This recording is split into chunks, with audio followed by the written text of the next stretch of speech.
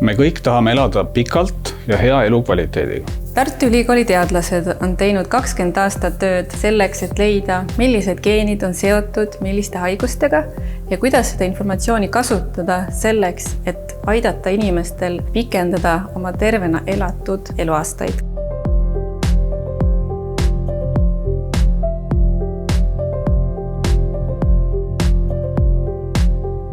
Oleme leidnud, et sagedaste haiguste nagu teist tüüpi diabeet või südame-veresoonkonna haiguste puhul on olulise kohal nii geneetika kui inimese elustiil.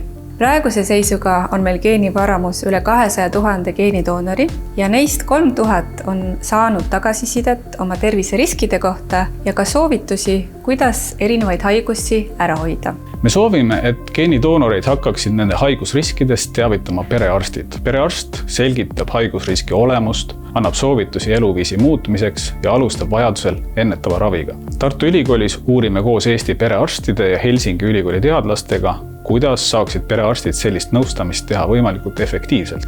Osalen perearstina Tartu Ülikooli personaalmeditsiini projektis, kus tegeleme südame-veresoonkonna haiguste täppisennetusega. Geenivaramu leidis minu patsientide seast ligi 50 isikut, kellel on kõrge geneetiline risk haigestuda kardiovaskulaarhaigusesse või surra sellesse 10 aasta jooksul. Geneetilist riski pole võimalik muuta, küll aga saab igaüks teha väga palju haigestumise riski vähendamiseks. Minu vanemad ja vanavanemad elasid üle 90 eluaasta. Arvasin, et minulgi on see pikaealisuse geen. Läinud aastal sain aga enda perearstilt teada, et mul on geneetiliselt väga kõrge risk haigestuda südame-veresoonkonna haigusesse. Kuigi olen regulaarselt enda tervist jälginud, muutsin nüüd väga teadlikult senist elustiili. Käin igal hommikul ja õhtul jalutamas ja võimlen.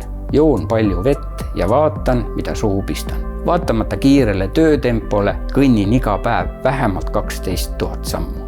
Ma soovin püsida võimalikult kaua, võimalikult tervena, ilma tablettide ja ilma kõrvalise abita.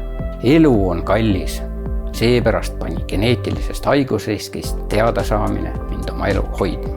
Esimese 3 kuuga on 19 minu patsienti kaotanud kehakaalus kokku 30,7 kilo.